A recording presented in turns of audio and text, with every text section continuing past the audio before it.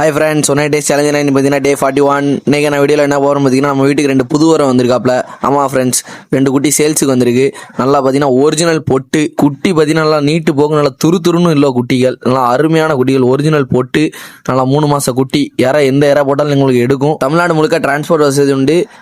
மோர் details செஞ்சுக்க கீழே உள்ள நம்பரை கான்டாக்ட் பண்ணுங்கள். அப்புறம் இன்றைக்கான ஃபார்ம் அப்டேட் என்னென்னு பார்த்தீங்கன்னா, நம்ம வெள்ளச்சிக்கு பார்த்தீங்கன்னா அடை வைக்க போகிறோம். ஏற்கனவே அடை வச்சுருந்தோம், 2 முட்டை செவலை விட்டுருந்தோம், அதனால் அதையும் சேர்த்து வச்சு விட்ருவோம்னு சொல்லிட்டு வச்சு விட்டாச்சு. ஏற்கனவே அது குஞ்சு பொறிச்சு தவுத்து விட்டது. அப்புறம் பார்த்தீங்கன்னா நம்மகிட்ட நிறைய பேர் பர்சனலாக சரி கமெண்ட்லும் சரி கேட்குறது என்னன்னு பார்த்தீங்கன்னா, ப்ரோ நான் குட்டி சின்ன குட்டியாக வச்சிருக்கேன் ப்ரோ, ஆனால் என் குட்டி வந்து அடர் தீவனமே எடுக்க மாட்டேங்குது அப்படின்னு நிறைய பேர் கேட்குறீங்க. நம்மகிட்ட இந்த நிற்கிற குட்டி பார்த்தீங்கன்னா 2 மாத குட்டி. குட்டிகளை பொறுத்த வரைக்கும் வந்து பால் வந்து ரொம்ப முக்கியம். அதனால் பால் கொடுத்துக்கோங்க. அதுக்கப்புறம் தான் நம்ம தீவனம் கொடுக்குறது, என்ன தீவனம் கொடுக்குறேங்கிறது பழக்கம் அப்படிங்கிறது ஒன்று ரொம்ப ரொம்ப முக்கியம். குட்டி கிளச்சலாக இருந்தாலும் சரி, தீவனம் நல்லா தீவனம் எடுக்க மாட்டேங்க அப்படின்னா இருந்தாலும் சரி, ஃபஸ்ட்டு எடுக்க தான் செய்யாது. ஏன்னு பார்த்தீங்கன்னா இந்த குட்டியே வந்து 2 நாளைக்கு தீவனம் எடுக்கல, அதாவது அடர் தீவனம் எதுவுமே எடுக்கல. ஆனால் 2 மாத குட்டி. இப்போ நம்மகிட்ட பார்த்தீங்கன்னா எல்லா அடர் தீவனத்துலேருந்து சரி, பச்சை தீவனமும் சரி, வைக்கோல் கொண்டு சாப்பிடும். அதே மாதிரி தீவனத்தோட அளவு ரொம்ப முக்கியம். ரொம்ப அதிகமாகவும் தீவனம் கொடுத்துடக்கூடாது.